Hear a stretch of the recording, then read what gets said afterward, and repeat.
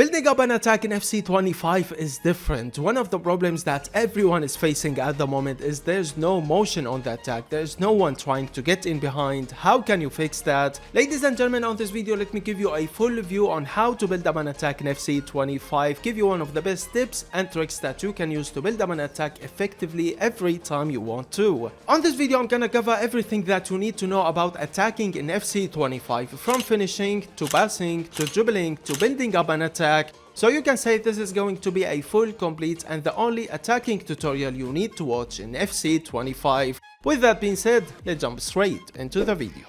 The first topic that I'm gonna be covering is making motion on the attack, or why your players is not trying to get in behind, which is a common problem at the moment. And this is huge when it comes to building up an attack in FC25. To show you how important this is, let me ask you one question, and that question is gonna be about defending. Defending is based on what? Predictions, right? You predict that your opponent is going for that through pass or he is going to shoot. One bad prediction and it's all gone. You can easily concede a silly goal. That's exactly what you want to do on the attack. You want to give yourself more and more options on the attack, so your opponent is gonna be lost on the predictions. Let me show you how to do that in game. First thing, if somehow you don't know, you can make your player try to get in behind by pressing the L1 button on PlayStation or the LB button on Xbox while aiming at him. With that, you're gonna see him trying to get in behind and break the defense line. Or you can do that by passing the ball. Hold on the L1 LB button and then pass the ball. After your player pass the ball, you're gonna see him trying to get in behind and trying to break the defense line. And ladies and gentlemen, the reason why your players are not trying to get in behind, it's because first of all, you are using bad custom tactics. Second of all, is because of the new player rule system that we have got in FC25. Some of the players need to have a player rule plus or player rule plus plus to try to get in behind automatically. For example, the shadow striker player rule that you can use with your center attacking mid. You need a player who has got at least shadow striker plus, so you can see him trying to get in behind automatically by himself. So what you want to do in game is spam the L1 LB button. Make your players trying to get in behind. Sometimes use it as a fake run. Use it to give yourself more space, because when your opponent see a player trying to get in behind, of course he is going to cover that space, and that give you more options. Let me give you some examples in game. I have got so many clips I could show you, because this is a trick that I have been using for years and years, and I call it the fake run. As you can see, I'm going for a quick counter attack, and I played the ball to Luis Diaz, who is on the wing, and then I played the ball back to Christopher Nkunku, because I know for a fact I'm gonna lose the ball if I keep it with Luis Diaz on the wing. But when I passed the ball back to Christopher Nkunku, I was holding the L1 button. As you can see, with that, Luis Diaz is gonna try to get in behind, and when my opponent saw that Luis Diaz is trying to get in behind, he tried to cut passing lines. But for me, I wasn't even looking at Luis Diaz. My eyes were on Erling Haaland, who is already in behind. And as you can see, when I passed it to Erling Haaland, my opponent take a very stupid move with the defender, because he wasn't expecting it. His eyes were on Luis Diaz and he was thinking about how to cut the passing lines, but no, I wasn't even looking at Luis Diaz. Erling Haaland took the first touch and finished easily. Another example I could show you is, as you can see, I'm just building up an attack. The ball is with Luis Diaz at the moment. I passed it to Erling Haaland and I hold on the L1 LB button, so Luis Diaz will try to get in behind once again. And as you can see, Luis Diaz is trying to get in behind, and my opponent decided to stick with Luis Diaz. He decided to stick with Luis Diaz and intercept the ball when I go for that through pass. But in my mind, when I saw that if I pass the ball, it's gonna get intercepted easily, so I moved to another option, and that is keep the ball with Erling Haaland. And as you can see, Erling Haaland is now in behind, because my opponent was just thinking about that Luis Diaz run and how he can intercept the ball when I go for a through pass. And for me, as you can see, I gave myself more and more options to build up an attack. By just pressing the L1 LB button, I could have gone with that Luis Diaz through pass and he will be in behind, or I could keep the ball with Erling Haaland since my opponent is not defending and he was just thinking about intercepting the ball. So I gone with the best option in my opinion. This is one of my favorite tricks to use on the attack, and in my opinion, one of the best tricks as well. I highly recommend you to master it.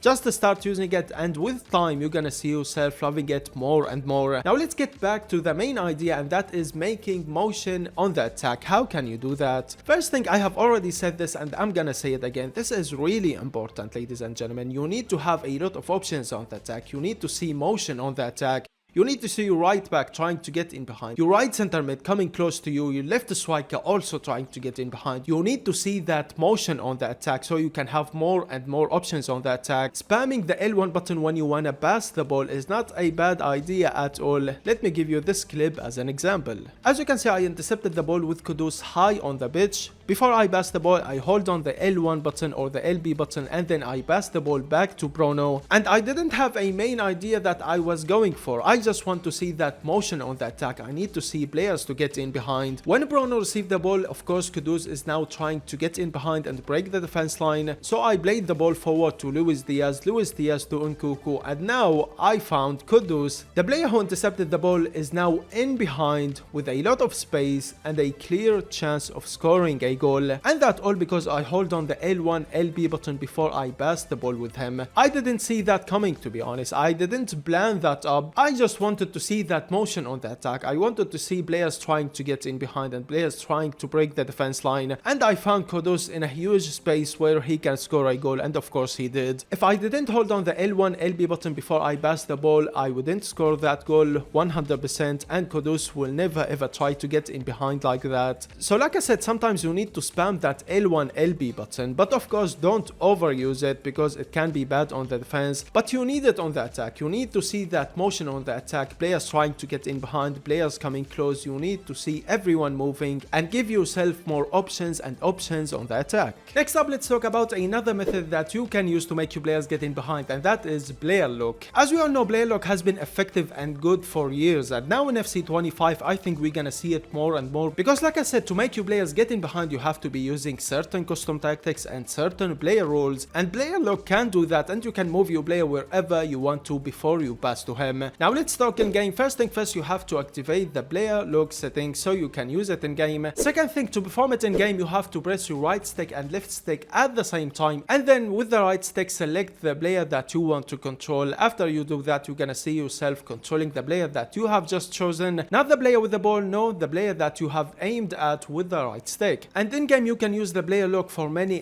things. For example, if you see there's some space for your striker to get in behind, you can start controlling your striker, move him to that space as you can see from the clip that I'm using, and then perform a through pass with the player who has got the ball, and you're gonna see him playing that through pass to the striker that you are controlling. Another way to use the player lock is for cutbacks. We have seen it a lot in FC 24, and I think we're gonna see it again in FC 25. When you are cutting from the wing with your winger, you want the striker to be in a position where there is no defenders marking him. You can do that with the player lock, move your striker wherever there is no defender marking him, and then finish with your striker. But at the same time, you have to be careful using the player lock because you can easily lose the ball with the player lock. The CPU will be controlling the player who has got the ball, and let me just say, the computer is not a great dribbler, is not a great passer. Basically he's just gonna move straight with the player. So yup, you can easily lose the ball using the player lock, especially when you first start using it in game, and when you master it, it's gonna be so effective for you in game and so easy to use as well. You're not gonna lose the ball as much as your first time using it.